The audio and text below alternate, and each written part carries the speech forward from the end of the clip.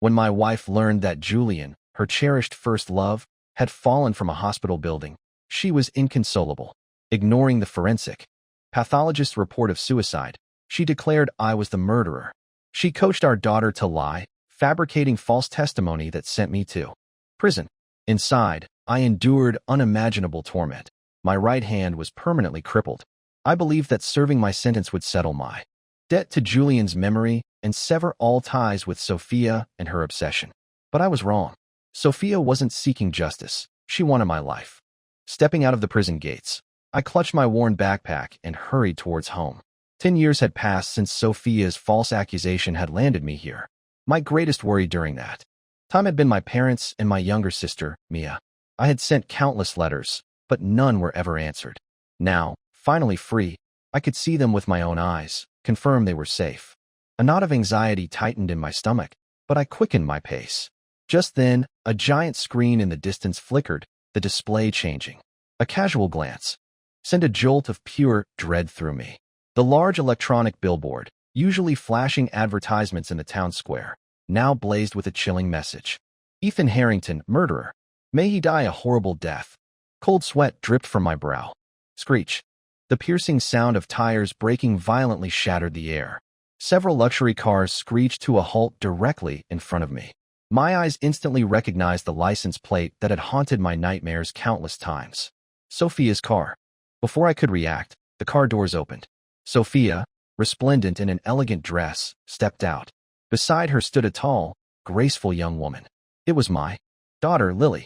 The memory of them collaborating, giving false testimony to imprison me, flooded my mind. The pain of betrayal swept through me, suffocating me. Seeing me, Sophia's face twisted with disgust. Ethan Harrington, you scum, you're not dead yet. I lowered my head, suppressing the surging fear, my voice raspy. Sophia, I've served my time. I've paid the price. From this moment, I have no connection to you or Julian's family. I just want to go home and see my family. Dream on. As long as she looked at my face, Sophia was reminded of her tragic, white moonlight, Julian. Her voice grew sharp, venomous. 10 short years isn't enough to atone for your sins. From the moment you left Julian in that coma, you should have known you would never be free. Her eyes were filled with revulsion. Scum like you don't deserve to stand. Guards, break his legs. Several burly men immediately stepped forward, grabbing hold of me. They raised steel pipes high. Crack, crack. Excruciating pain exploded from my leg bones. I couldn't stifle a scream, and tears streamed down my face. When they released me, I saw my right leg twisted at an unnatural angle, dangling uselessly. Sophia gave a nod to Lily, who immediately stepped forward and commanded me, "You old piece of trash, get over here and beg mommy for forgiveness." Looking at the daughter whose features bore a resemblance to my own, my heart felt like it was being torn apart by knives. But to survive, I dragged my broken body forward, crawling towards them, a broken mess. "I'm sorry. It was all my fault. Please, let me go." Before the words were fully out, Lily's high-heeled shoe landed squarely on my injured leg, grinding down. Her voice was filled with fury. "It's all because of you. If you hadn't harmed Uncle Julian, Mom and I would have been living a happy life already. You think a simple apology makes up for anything?" The heel was sharp, digging into my leg repeatedly, quickly turning the flesh into a bloody mess. Blood splattered around me. I struggled weakly, screaming in agony, but Sophia just stood by, watching with a cruel smile. Only when Lily seemed tired did Sophia finally step forward, looking down at my broken form. "You said you wanted to see your dead family members, didn't you?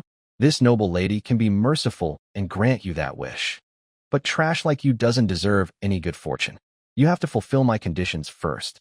As she spoke, the bodyguards carried several boxes from the cars and dumped the contents onto the ground, spreading them out over what seemed like miles. Thousands of sharp thumbtacks glittered malevolently, points facing upwards, reflected in my eyes, stinging my vision. Sophia and Lily gazed down at me. "We want you to crawl on your knees to the hospital entrance and apologize to Julian. Otherwise," Sophia waved her hand, and a girl was roughly pulled from one of the cars. One look, and my heart lurched with agonizing pain. It was my sister, Mia. I didn't know what she had suffered in the 10 years I was in prison, but the once sweet, lively girl was now gaunt and frail. As she was dragged out, she was desperately pleading, terrified of being hit. Seeing me, her nose burned, and she let out a heart-wrenching cry. "Brother!" I tried to scramble towards her, but Lily kicked me down again. Sophia watched, arrogant. "You have half an hour to crawl there. If not, this piece of trash will do it for you." Hearing Sophia's words, both Mia and I went deathly pale. I gritted my teeth, forcing the words from my throat. "Sophia, this is between you and me. It has nothing to do with my sister." A flicker of pure hatred crossed Sophia's face. "Who says this is just between you and me? Ethan Harrington, don't flatter yourself. If it weren't for this trash family of yours backing you up, would you have dared to lay a hand on Julian? They must have incited you." She glanced impatiently at her watch. "You have 29 minutes left." At her words, I finally understood. Sophia's hatred for me was so deep-seated, so corrosive, that it had twisted her sense of right and wrong.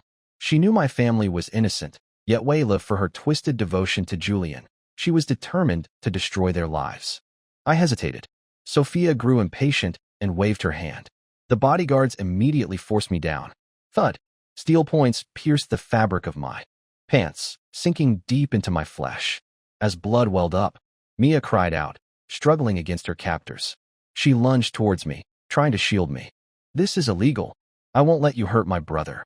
"So noisy." Before Mia could finish, Lily rushed forward and kicked her hard in the abdomen. Mia's thin body offered no resistance. She was sent flying backward, landing heavily on the ground. Instantly, several bodyguards grabbed her, pulling her up. "You're so eager to speak up for this piece of trash, are you? Fine, then you'll take the punishment for him." Lily's eyes were cold and cruel as she spoke. She gestured, and the burly men began dragging Mia towards the path of thumbtacks. I scrambled and rolled in desperation, my voice filled with anguish. "I'll take anything. Let her go." But this did nothing to stir a flicker of sympathy in the daughter who shared my blood.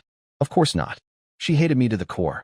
When she sent me to prison, she had screamed at me, wishing I had been the one to fall from the building. Lily signaled, and the bodyguards instantly restrained me. I watched, helpless, as Mia was dragged forward and held down firmly on the ground. Sharp steel pins pierced her skin. She screamed continuously, blood spurting from her twisting limbs. My body trembled uncontrollably. I strained with all my might, but I couldn't break free from their grip. All I could do was tremble and close my eyes, condemning myself as a useless older brother. Even then, Sophia wasn't finished. She pointed at me and shrieked, "Who allowed you to close your eyes? Pry his eyes open and make him watch that piece of trash." Tape was brought and used to force my eyelids open. The horrific sight of Mia's torment filled my vision. Every scream from her was like 1,000 cuts on my own flesh. The wind and dust blew into my eyes, and I shook from the pain, tears streaming down my face. Lily saw this. Instead of showing pity, she became even more enraged. "You didn't feel any guilt when you pushed Uncle Julian from the building, and now you have the nerve to cry." To punish me further, she ordered the bodyguards to drag me onto the path as well. I was forced to roll over the thumbtacks that hadn't pierced Mia's body. She claimed it was to be considerate to the sanitation workers. "Your parents were trash collectors, weren't they? As a son, how can you not be considerate of them?" With that, they stretched me out and began rolling me forward. In an instant, sharp thumbtacks pierced my chest, my neck. I screamed in agony. Sophia and Lily followed behind, watching everything with chilling indifference. They dragged and rolled me like this for hundreds of meters. Just out of prison, my body was exhausted, my consciousness fading. Just as I thought relief was near, a bucket of cold water was thrown over me. The water hit my wounds, sending a wave of tearing pain through my body. I gasped, my eyes snapping open, my hands flailing blindly.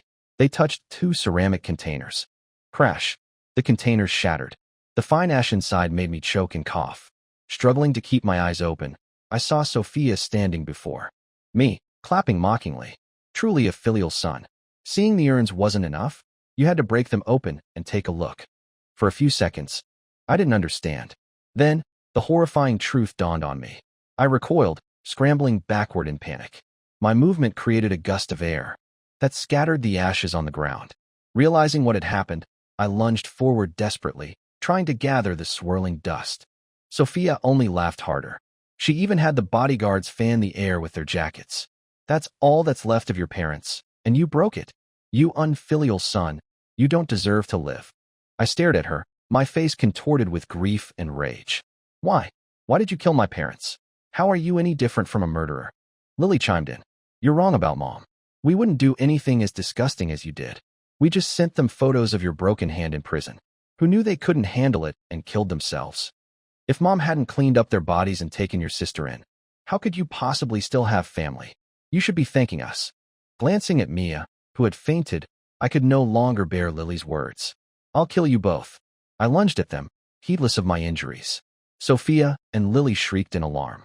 Instantly, the bodyguards pinned me down. Sophia, enraged, snarled. I thought you had learned your lesson after everything. Turns out you were just pretending to be compliant. You dare to attack me right in front of my face.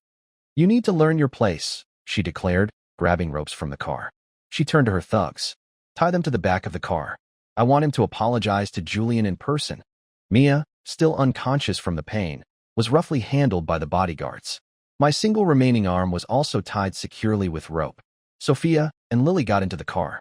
Lily's head popped out of the window, her face alight with cruel excitement. It's still over 10 kilometers to Uncle Julian's sanatorium. Hee, you can use the time to reflect on your mistakes. Before I could react, Sophia slammed the gas pedal. The car shot forward like an arrow. The car roared, and I felt my flesh tearing away, burning like fire. Looking at the bloody streaks on the ground, I desperately tried to hold Mia close. My crippled hand couldn't completely embrace her. In a moment of frantic desperation, I used my own body as a shield, desperately covering her. Dirt and gravel ground into my wounds, and sweat poured from my forehead. The pain was a dull roar. Only one thought remained. No matter what, I wouldn't let my sister suffer any more harm. The trail of blood stretched behind us. I gritted my teeth and endured. After what felt like an eternity, the car slowed. I struggled to open my eyes. Looking around, in the quiet environment, a tall building stood. I immediately recognized it as the most luxurious sanatorium on the outskirts of the city. The bodyguards approached, cutting the ropes that were almost worn through. My back was a bloody mess, my leg almost ground down to the bone. But Sophia and Lily looked on. Without any pity, Mia and I were dragged into Julian's room. The entire room was decorated with intimate photos of Julian and Sophia. The sight was sickening. A wave of dread washed over me. Sophia was still obsessed with Julian's fall. She stubbornly refused to believe me when I said the nurse had forgotten his pain medication, convinced I had intentionally pushed him from the window because I resented him. Now, with Julian in a coma, why had Sophia brought me here? Was it truly just to hear my apology to him? Sophia's high heels clicked closer. My fear intensified. She walked to the window and pointed outside. They say blood for blood. You made Julian fall. Now you should taste the same. Lily shrieked with excitement nearby. Mommy said, if you don't jump yourself, we'll throw your so-called family off the building. Let's see if they can save you. Mia was placed by another window, half her body already hanging out. The sanatorium had high ceilings, and Julian was on the top floor. The ground was easily 10 stories below. Lily looked down at me, triumphant.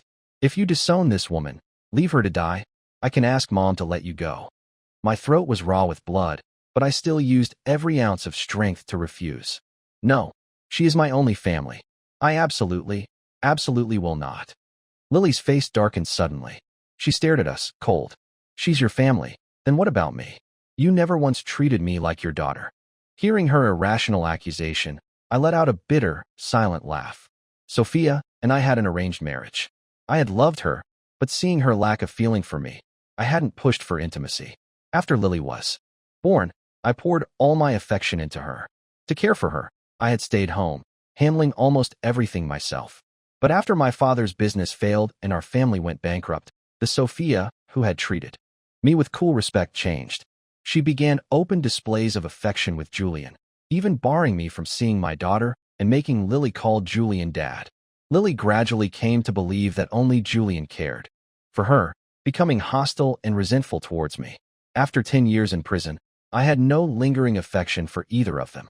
So, even hearing Lily's accusation, my heart felt nothing. Instead, I sneered. I'm just a failure who just got out of prison. I'm not fit to be Ms. Lily's father. With that, I didn't hesitate. Struggling, I climbed out the window and plummeted downwards. Many trees had been planted around the sanatorium grounds. As I fell, I repeatedly hit branches, slowing my descent and lessening the impact. Even so, My body hit the ground with a brutal force. My internal organs felt like they would fly out of my mouth. I immediately coughed up a mouthful of blood. A large depression was left in the ground. My body was covered in blood, my hair matted with dried, dark red stains. Mia was jolted awake by the loud crash. Seeing my horrific state, she shrieked, crying hysterically. "Brother, are you okay? I'm so scared." Lily seemed enraged by Mia's screams. She kicked Mia violently several times, then shrieked at Sophia. "Mommy, throw her down too." Hard. Hearing this, Sophia, forgetting any promises she had made, immediately nodded to the bodyguards. Mia screamed as they pushed her out the window. Since it was a different window, there weren't many trees outside. If Mia fell directly, she would hit the concrete ground below, instantly killing her. "No, Mia," I screamed in terror, my voice raw. Ignoring my injuries, a surge of adrenaline shot through me. I scrambled up from the ground, using my hands and feet, lunging towards the other side. I threw my body over Mia, shielding her from the deadly impact. A large gush of blood spurted from my mouth. The world went black, and I lost consciousness completely. Sophia and Lily slowly descended from the building. Sophia prodded my body with her foot. Seeing I didn't move, she frowned, annoyed. "Stop pretending. Do you think this makes up for everything you've done? None of you come near them. Just leave him lying here. I want to see if he wants to save his sister's life or keep faking it." Under Sophia's strict orders, all her thugs retreated with them. After some time, I felt a sharp pain. I opened my eyes to see a stray dog gnawing at my ankle. I managed to kick it away and anxiously checked Mia's condition. Thankfully, besides the wounds from the thumbtacks, I couldn't see any other obvious injuries. But I couldn't afford to be careless. Falls from height most often cause internal injuries. I had to get Mia to a hospital for a checkup as soon as possible. I crawled back towards the sanatorium building, hoping for help from the nurses. They looked hesitant. "I'm sorry, sir. Miss Sophia warned us when she left. Anyone who helps you is opposing her." A bitter taste filled my mouth, and my chest felt heavy. Why? After all her revenge, why wouldn't she even leave us a path to survival? As I felt a wave of despair, Mia suddenly convulsed. A trickle of blood appeared at the corner of her mouth. I instantly went mad, dropping to my knees, kowtowing repeatedly to the nurses. "Please, I beg you, save my sister. She's only in her 20s. Please, I beg you, give her a chance to live. I don't want her to die. She's my only family." The sound of my head hitting the floor echoed through the lobby. Blood streamed from my forehead, but I didn't care. Finally, a young nurse, unable to bear it any longer, wheeled out a trolley from a storage room. "We truly can't help you directly. There's a hospital nearby. You'll have to push her yourself." I thanked her profusely. I carefully moved Mia onto the trolley. Bracing my broken body, I stumbled forward, pushing her towards the hospital, one agonizing step at a time. Reaching the entrance, I grabbed a nurse, struggling to speak, pleading for help. Save my sister." The world went black, and I collapsed onto the ground. When I opened my eyes again, I saw a sterile white wall. For a moment, I was disoriented, unsure if I was alive or dead. The nurse monitoring my condition saw my eyes open and breathed a sigh of relief. She couldn't help but ask, "Sir, what happened to you? How did you get such severe injuries?" I immediately recalled the events, the bitter taste returning to my mouth. I struggled to sit up in bed. "My sister, the girl who came with me. How is she? Where is she?" The nurse was startled and quickly held me down. "The young lady is fine. Just some puncture wounds. She's gone to get medication. Don't move around. You have severe internal bleeding. We barely saved you. If your wounds open again, it's over." Hearing Mia was okay, I relaxed slightly and lay back down. My wounds were throbbing. I closed my eyes, exhausted, wondering how much longer I had to endure this torment. Just then, the door opened. She thanked the nurse who was changing my bandages, then rushed to my bedside, crying. She gently placed her hand on the blanket over me, tears dripping onto it. "Brother, are you still in pain? It's all my fault I couldn't protect you, letting that mother and daughter catch you and torture you. You should have just pushed me down. Why? Did you have to hold on?" Mia sobbed, unable to catch her breath. Seeing her so full of self-blame, my heart ached. I quickly tried to comfort her. "Don't cry, Mia. I'm okay now. The anesthetic is working. It doesn't hurt at all. Sophia and Lily just hate me. They want to use every method they can to torment me and get revenge for Julian. Even if you had protected me this time, it wouldn't have helped. They would just come up with even more cruel and vicious ways to attack us. At least now you can move around. That's better than both of us stuck in the hospital, right? Mia shook her head miserably, her young face full of confusion. That's not right. Uncle Julian jumped from the building himself. It had nothing to do with you, brother. You don't owe them anything. Why won't they just leave us alone? I touched her head, feeling a deep sense of guilt. It's my fault, Mia.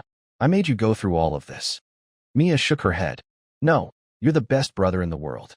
Hearing her words, tears welled up in my eyes. In my most vulnerable moment, having Mia by my side, comforting me, somehow lessened the pain of my injuries. I patted her shoulder, silent for a long time. 2 weeks later, seeing our dwindling savings, I checked out of the hospital. I took Mia back to my parents' old house, only to find it had been razed to the ground. Suppressing my grief, I knocked on a neighbor's door to ask. It was then I learned the full, devastating truth. After I was thrown in prison, Sophia had seized the opportunity to demand astronomical damages for Julian's injuries. Facing the exorbitant sum, my parents were powerless to pay. They went to Sophia, pleading for mercy, but she had only given them one condition. If my parents couldn't pay, she would make me suffer the consequences in prison. My parents, desperate to protect me from further harm, gritted their teeth and sold the house and car they had spent years working for. Even Mia was forcibly taken back to Sophia's family home to work as a servant under the guise of labor for debt. Your parents were good, honest people. We all told them to keep fighting, to take Julian's family to court, but they were afraid something would happen to you and chose to endure it. They thought they could just hold on until you got out of prison and escape this nightmare. Your father even sold his liver and kidney to try and raise enough money. But who knew? When they found out what happened to you in prison, the old couple just couldn't hold on any longer. I closed my eyes weakly. Mia wept, holding my arm. Brother, don't blame yourself, she said. We've already lost too much. Don't let guilt hurt you too. I was silent for a long time. Finally, I agreed to her words. I would try to look forward. We rented a dilapidated little room to stay in temporarily. To survive, after my injuries had somewhat healed, we found 2 part-time jobs with the help of a kind neighbor. Mia worked as a cleaner. I delivered packages. Life was difficult, but we managed to scrape by. I thought perhaps things might continue like this, quietly. But one day, while I was out on a delivery, I received a phone call. Sophia's arrogant voice came through. Ethan Harrington, you piece of trash. I thought you would have learned your lesson after what happened before, but you actually dared to provoke me again. Your sister Mia is in my hands now. If you want her to live, hurry up and get over here. My heart clenched. Ignoring everything else, I jumped on my electric scooter and sped towards Sophia's company. Entering the building, I saw Sophia and Lily surrounded by a crowd, frowning and shouting about something. But when I got closer and saw the person on the ground, my eyes burned with anguish. Mia was kneeling on the floor, her clothes ripped to shreds. She was desperately covering her chest with her hands, her face streaming with tears. I quickly took off my jacket and draped it over Mia. Turning to Sophia, my voice was thick with rage. Sophia, what in the hell are you doing now? Facing my accusation, Sophia didn't even deign to reply. Even the people around her had mocking expressions on their faces, looking at me with a mixture of amusement and contempt. My family had once been well known in business circles, but ever since Julian's incident became a scandal and Sophia personally sent me to prison, these people had understood Sophia's subtle hints. They knew she hated me too, the core, and subjected me to endless difficulties. Many of the inmates who had harassed me in prison had been put up to it by them. Sophia gave a look, and someone immediately stepped forward, speaking for her. That's not right, Mr. Harrington. Miss Sophia should be asking you what you're doing. She was magnanimous enough to forgive you, and yet you send this piece of trash to harass her, pretending to be a cleaner. It's clearly just an excuse. You hurt Miss Sophia's lifelong love. Are you still trying to cling to her like this? If we don't teach you a lesson, you'll think Miss Sophia is easily bullied. The crowd jeered and scoffed, all agreeing that Mia and I were there to harass Sophia. I was furious. I pulled out my phone, opened the delivery app, and showed them the order. This is the app we use for part-time work. It clearly states that Harrington Group needed cleaning services, which is why my sister came here. Since I got out of prison, I have never tried to bother Sophia. She's the one who keeps trying to sabotage me. She almost got us killed before. Facing my evidence, Lily scoffed. She slapped the phone out of my hand. her voice filled with impatience. That's just your side of the story. Who knows what schemes you're plotting in secret? Even if we take a step back, Mom ordered cleaning to make the company tidy. This place is still dirty, and you've wasted our time. Shouldn't you pay compensation? I gritted my teeth. I'm sorry. My sister's mistake is my mistake. I am willing to pay compensation. It's easy for you to say. Lily laughed cruelly. This is marble flooring custom ordered from abroad by Mom, worth millions. This piece of trash scratched the pattern. She has to pay the original price. Do you, a useless nobody, have that kind of money? I lowered my head, silent. Lily and Sophia exchanged a look. How about this? We won't unfairly accuse anyone. Let me check her bra. If there's no tool there, then Mom was wrong to suspect her, and we'll pretend today never happened. We'll even pay you the cleaning fee. As Lily spoke, she pulled out a fruit knife from behind her back, idly playing with it. The crowd was silent for a moment, then burst into laughter. Several men eyed Mia's chest with vulgar expressions, scoffing. This kind of nobody has nothing worth looking at anyway. Miss Lily, you'll probably damage your eyes checking her. Making us look at this garbage without even compensating us with a meal is ridiculous. Even our washboard is more interesting to look at than this. Did you see the pockmarked scars on her skin? What is that? Not contagious disease, is it? So disgusting. Vile, abusive words rained down on us. I couldn't suppress the rage in my heart. I glared at Lily. Platform orders have records. If you have complaints, contact the staff directly. This is not an excuse to casually persecute a young girl. This concerns her reputation and dignity. What right do you have to do this? Lily scoffed, raising an eyebrow. Now you're talking about dignity? You didn't care about our dignity when you casually accused Uncle Julian of being Mom's lover. I'm going to check her clothes today, and what are you going to do about it? With a shout from Lily, several bodyguards rushed forward, separating us and holding us down. I watched, helpless, as she approached Mia with the fruit knife, struggling desperately. I could barely imagine how much pain and humiliation Mia must be feeling. Just as I was roaring in helpless fury, Mia suddenly lunged at Lily's outstretched hand and bit down hard. By chance, she bit into the pearl bracelet on Lily's wrist. The string snapped, and the pearls scattered across the floor. Lily snatched her hand back, looking at the scattered items on the ground.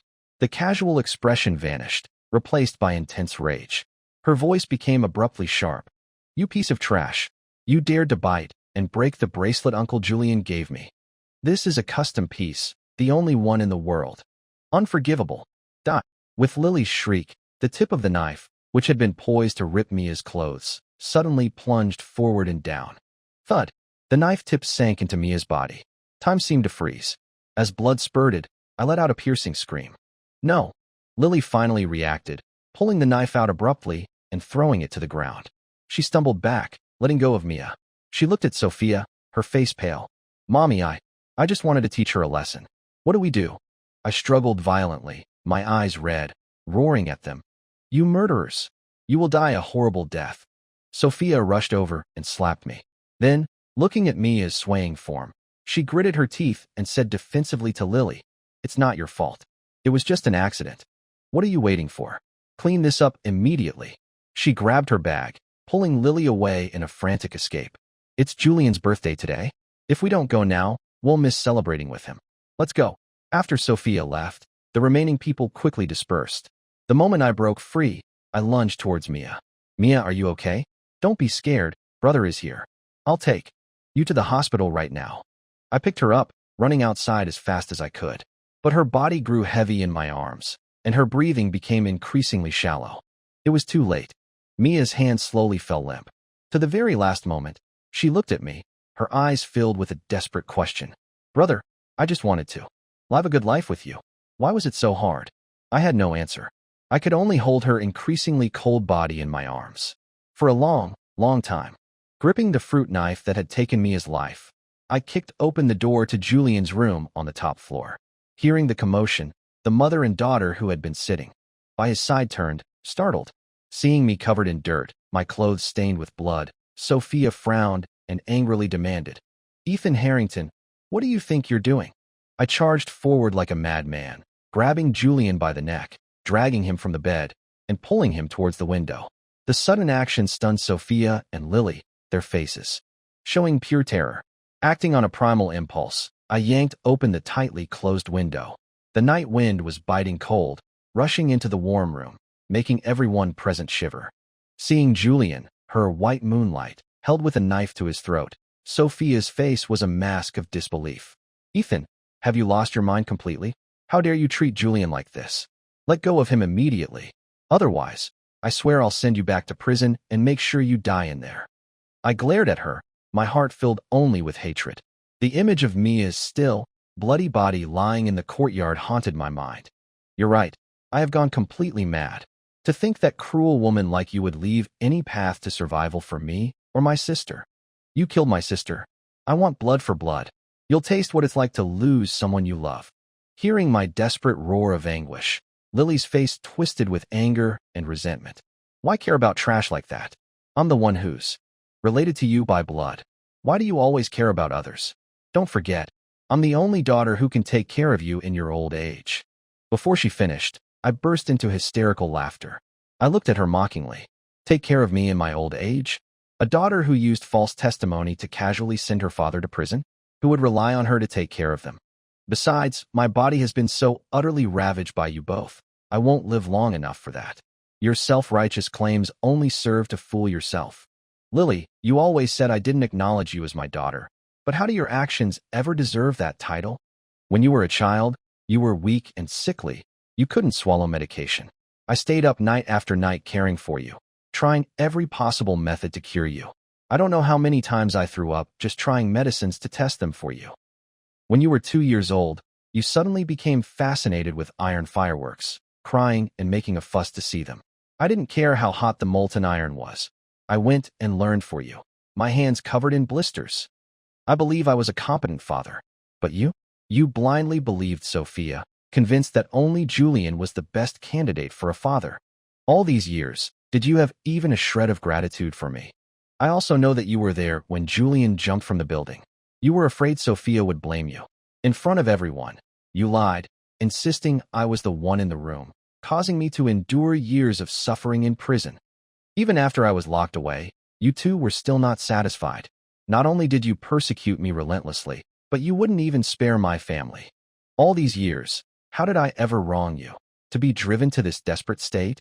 To hate me so much that even after I was released from prison, you pursued me relentlessly, determined to ruin my family completely before you were satisfied. My sister just came to plead with you, and you killed her. Is only Julian's life precious? Can my sister be treated like dirt, her death meaningless? My voice was hoarse, filled with the anguish of spilled blood. My screams echoed through the room, lingering long after I finished. I let out a long breath, releasing the pent-up emotions in my chest. Sophia and Lily seemed stunned by my raw honesty, remaining silent. I looked at the starry sky outside the window, and tears suddenly streamed down my face. Dad, Mom, Mia, don't be scared. I'm coming to join you now. In the next life, we'll be a family again. I raised the knife and plunged it hard into Julian's neck. Thud. Blood splattered. Sophia's face turned ashen. She shrieked, lunging towards us recklessly. Let go of Julian. You trash. I won't let you hurt him. I knew Sophia couldn't bear to see me harm the most important man in her life, so I had anticipated this. I dodged to the side, and Sophia lunged straight towards the open window, half her body tilted out. Lily cried out in alarm, rushing to grab her. Mommy, be careful. Unfortunately, Lily underestimated Sophia's desperate focus on Julian. After being pulled back from the window, Sophia showed no gratitude. Instead, when Lily reached out to ask if she was hurt, Sophia shoved her away violently, utterly panicked. Thinking only of Julian. Lily was young and relatively light. With Sophia's forceful push, she changed positions, becoming the one who fell. Lily shrieked. To the horror of everyone present, she tumbled from the high-rise like a broken kite. Crash. The heavy thud of her body hitting the ground echoed upwards. Sophia momentarily forgot about Julian and rushed to the window, her eyes wide with terror. When she saw the bloodstain on the ground below, she let out a gut-wrenching scream.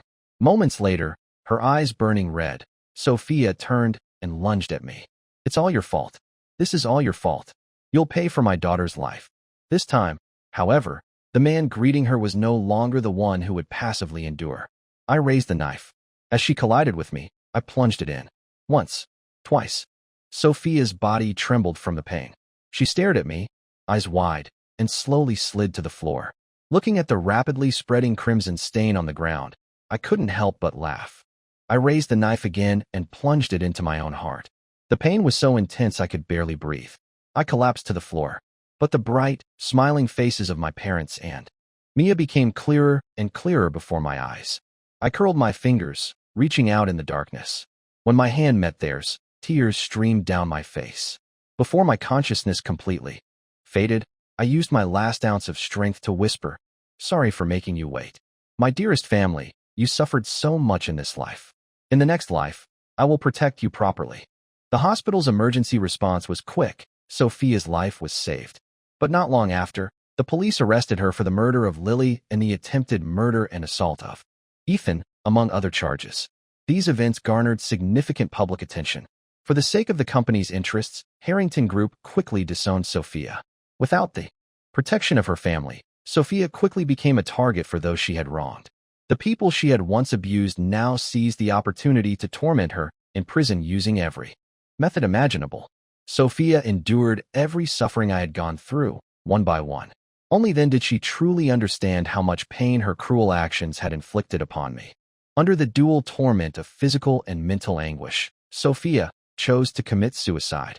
The morning she died, the dark clouds covering the sky were dispersed by sunlight. From then on, the world was clear.